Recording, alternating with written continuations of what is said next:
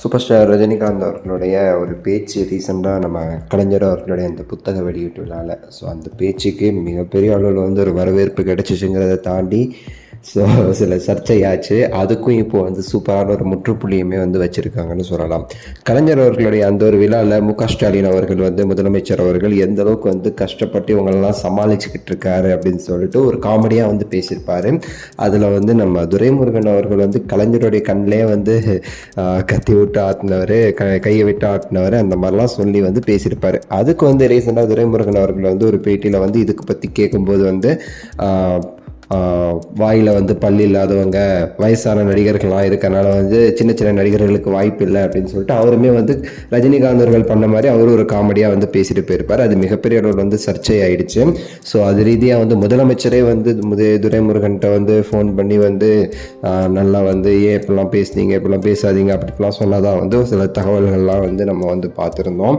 So அது தொடர்ந்து ரஜினிகாந்த் அவர்கள் வந்து இன்னைக்கு காலையில் வந்து ஹைதராபாத் ஷூட்டிங்காக வந்து அவர் வந்து ஃப்ளைட் ஏறி ஏர்போர்ட்டில் இருக்கும்போது அப்போ செய்தியாளர்கள் கேட்டிருக்காங்க, துரைமுருகன் அவர்கள் இந்த மாதிரி வந்து உங்களுக்கு வந்து ரிப்ளை பண்ணியிருக்காரு, என்ன நினைக்கிறீங்க அப்படின்னு சொல்லி கேட்கும்போது, என்னுடைய நண்பருங்க துரைமுருகன், ரொம்ப நீண்ட கால நண்பர், அவர் என்ன சொன்னாலும் சரி, அவர் என்னை பற்றி என்ன சொன்னாலும் நான் வந்து கோச்சிக்க மாட்டேன், தப்பாக நினச்சிக்க மாட்டேன், எங்கள் நட்பு எப்பவுமே தொடரும் அப்படின்னு சொல்லிட்டு விஜய் அவர்களுடைய அந்த அரசியல் கொடிக்குமே சரி வாழ்த்துக்கள் சொல்லியிருந்தார் ரஜினிகாந்த் அவர்கள்.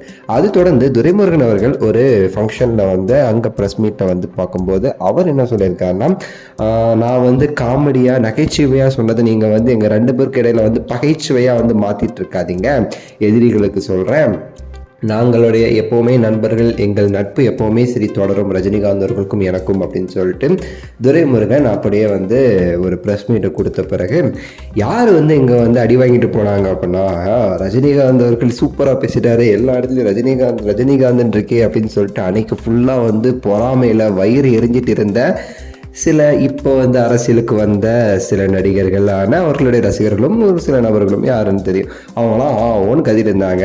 துரைமுருகன் அவர்கள் ரஜினிகாந்த் அவர்களை கலாய்ச்சி பேசின உடனே ரஜினிகாந்த் அவர்களுக்கு மரியாதையை பற்றியா போட்டு விசாரிச்சுட்டாங்க, துரைமுருகன் வச்சு செஞ்சுட்டாரு அப்படி இப்படின்னு சொல்லிட்டு ரொம்ப சந்தோஷமாக குதூகலமாக குதிச்சுட்டு இருந்தானுங்க.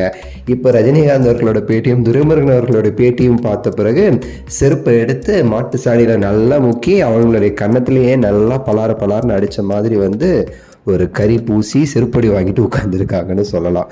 ஸோ இது குறித்து உங்களோட கருத்து சொல்லுங்கள், லைக் பண்ணுங்கள், ஷேர் பண்ணுங்கள், சப்ஸ்கிரைப் பண்ணுங்கள். அடுத்த வீடியோவில் சந்திக்கின்றேன்.